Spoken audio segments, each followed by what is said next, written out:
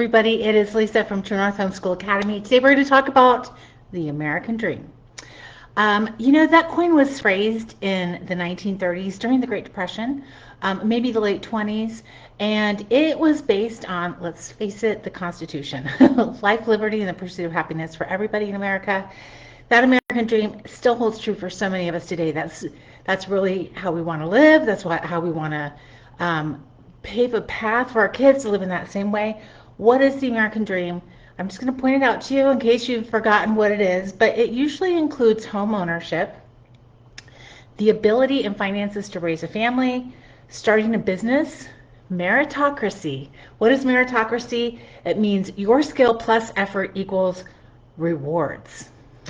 We also want freedom of religion. We also want upward mobility. We want to be able to do the rags to riches story if we have the chutzpah to get there. And it also means that jobs and education are available to all. Now, the jobs and education available to all has kind of morphed into college for everybody. Honestly, it reminds me of I'm blanking on the name of the movie now. The Pixar movie where the supers, and they're like, if everybody's super, nobody is. If everybody goes to college, does anybody have a college degree? And I feel like we're kind of seeing that right now in American education. When I went to college way back in the day, you had to apply to college and you hoped you got accepted into some of your better hoping schools, and you got the money and you had the wherewithal and the resources to go to college. Not everybody went to college. Not everybody graduated from college. Now everybody goes to college. Less than 50% of people graduate from college. Most of those people go to college with student loan debt because of the deregulation of the student loan companies. Now, most people don't realize this whole story, and I'm not going to go too far into it right now, but the deregulation of the student loans have really made a lot of easy money for people. These are young kids, really most of whom are not even 20, who are taking out maybe a lifetime of debt without any understanding of what that means. I mean, most of our kids are in high school and money is play money to them, let's be honest. They don't have bills to pay, they don't know how much groceries cost, they don't know what it is to maintain the lifestyle that we've raised them up in. They have no idea what middle class America or upper middle class means, looks like, it takes financially. Now, some of our kids do, and you parents who have welcomed your kids into a financial understanding, kudos to them. But I would say most of us, our kids really have no idea. They wake up in the morning, there's food in the refrigerator, gas in the car, there's job employment signs everywhere, and they just think that that's how the world is. They don't know what it took, the sacrifices that their parents went through to get them there and all those kind of things. So they've never taken out a loan.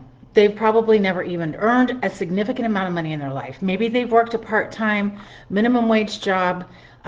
When I first started working, minimum wage was like $2.35 an hour, so it's gone up in quite a bit since then. But they haven't saved tens of thousands of dollars. They don't know what it is to have to save for a car or to worry about gas money or any of those kind of things.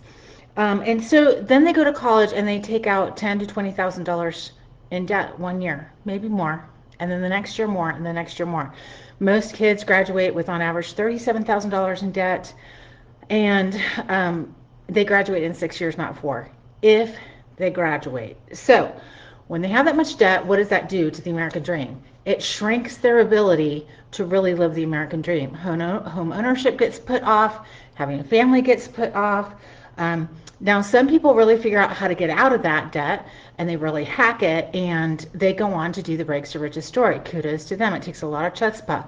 Some people get into just a downward spiral, and they don't know how to get out of it, and that's really a problem. So what is my whole point?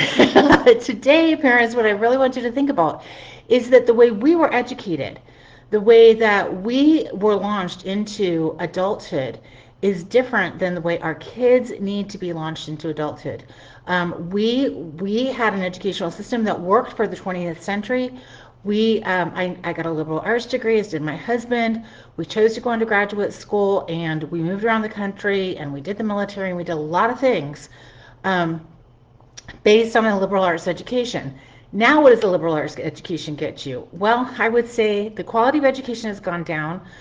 Because of a lot of issues, a lot of things going on in higher ed. I don't really want to dive too deep into that either, but since 2020, things have changed significantly. And if you think that your kids are going to go to college and get the college degree and the quality of college education that you got, I would want you to take a really hard look and interview teachers and admin and actually ask to go sit in on a class and see what your kids are learning in those college classes. We've had some personal experiences in the last couple of years where a comp class, they read two 90-page books for the entire semester of a 3-credit class that cost well over $1,000. We read more in a week in our homeschool. So I'm just saying, like, not the volume always means something, but I'm just saying you might be surprised at what's going on college campuses right now. So parents do due diligence, especially with the cost that it's taking. You want to make sure that the return on the investment of what you're putting into is going to come back to you, and you want to talk to your kids about that too. We hear this all the time on the Facebook groups. Can my kid get into college? I'm so worried they're not going to get accepted. And here is the deal. Almost everybody can get into college. There are programs for every intellectual ability and disability in college right now. And if you're not going into a STEM career or a STEM field, I would say it's probably 100%. STEM's probably going to be a little bit more competitive. Some of these cutting edge programs are going to be more competitive. But I really want to make sure that the return on the investment is going to be worth the time, because time is a commodity just as much as money, worth the time and money that your kid is investing. Now look, if they go to college for 4 to 6 years versus go to work at an apprenticeship or a job that they're actually learning skills and building acumen in, they're not only probably taking out debt to do the college, but they're losing the earnings and the wage that they would be getting if they had gone and done that skill-based labor. I'm not really super advocating for going into blue collar trades necessarily over college. I'm just asking you as parents to really think through what's going to be worth it for my kid and what kind of lifestyle do they want. And here's the deal, a lot of parents aren't asking their kids, what kind of lifestyle do you want? Where do you see yourself as a 25-year-old, as a 30-year-old, as a 35-year-old? Do you want to travel extensively? Do you want to own a home? Do you want a large family? Do you want to live in the same city that we've raised you? Do you want to move around, et cetera, et cetera? And asking your kids these questions are going to really help you back into what kind of education you provide for them in high school as well as in college. And when I say you provide for them, look, as parents, what we are doing when we invest in education is we are investing in our kids' future. We are investing in a future that we probably won't live as long in as our kids will, right?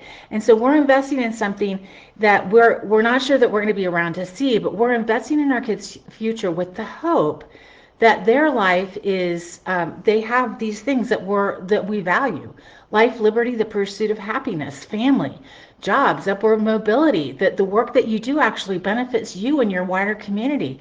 Another thing I found interesting in this study that I looked at was that most of our kids and most of us as adults across political ideologies, we all want community that we can invest in. And when we're taking out a lot of debt, or our kids are taking out a lot of debt, it's harder for them to invest in community because they have not only the debt that they're trying to retire, but they have the stress and the weight of that debt, so they don't have as much energy and time to invest in the people around them. So lots to think about. I think the American dream is still a beautiful dream, and I think our kids can still enjoy it. I hope that they can for many years to come. But I think as parents, we need to be super intentional about how we're investing in the education that we provide for our kids, both in elementary, junior high, but particularly in high school and as they go on to the next step, as we're preparing them to launch as young adults. Do we invest in college? Is there a way to hack college costs? I get questions all the time about kids who want to go into mental health occupations. That's my background. That's my husband's. And so I know a lot. I worked in admissions in a psych program, so I understand a lot about mental health. And if you want your kids to go and be, especially, they're going to need a graduate degree for sure. But if they want to go on and get a PhD, you need to retire that bachelor's degree as quickly as possible with little to zero to no debt. And that goes true for a lot of professions. And look, some professions require graduate school. They do require higher education. And again, I'm not disparaging higher education. My husband and I have 5 graduate degrees between us. So we love to learn, we love to study, we love traditional education. But we want to make sure that we're not educating our kids based on 20th century models. We're in the 21st century, and the emerging technologies are AI, robotics, precision economy, and also the empath economy. So again, anything that that you touch with, like mental health occupations and also physical therapy, that kind of thing. So STEM is really heavy as an emerging economy, and a lot of those economies your kids can get by with doing certifications.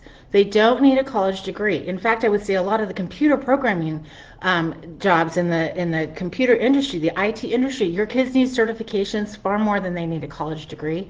I ask this question in every live workshop I do, and there's always a handful of dads that they generally tend to be in IT, and they're like, yeah, absolutely true.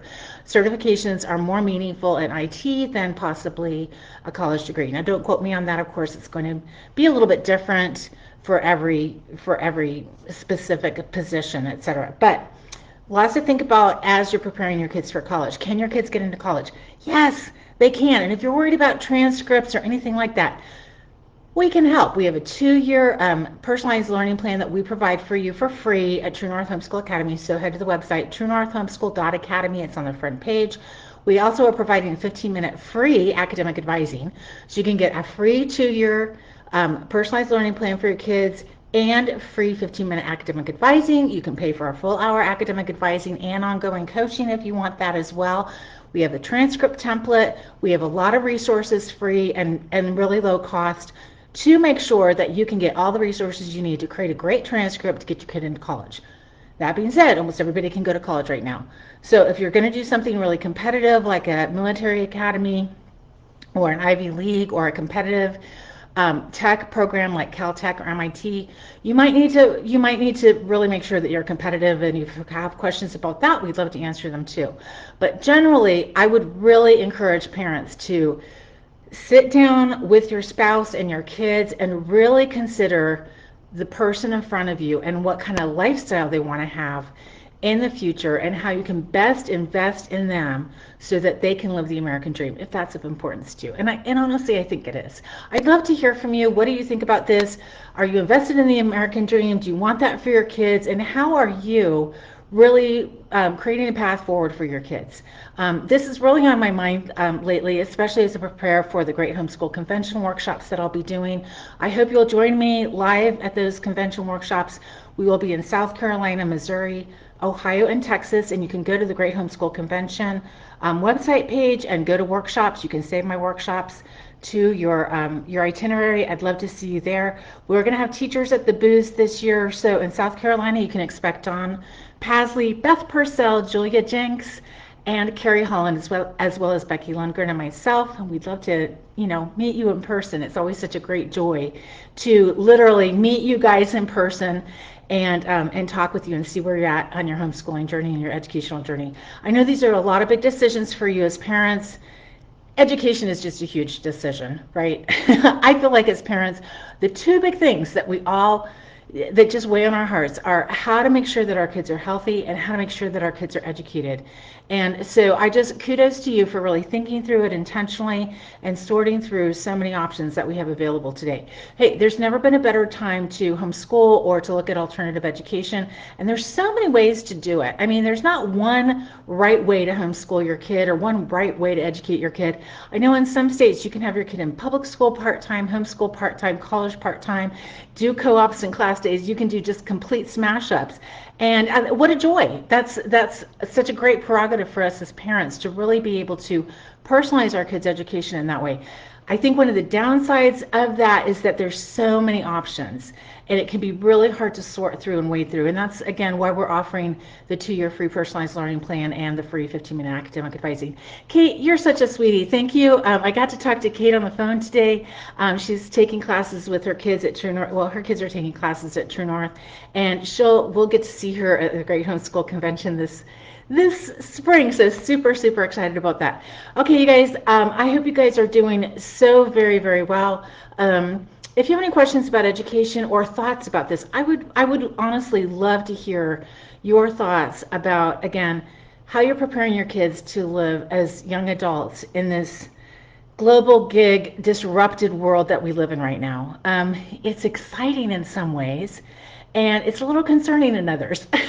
So let me know your thoughts. I'll talk to you guys soon. Have a great day.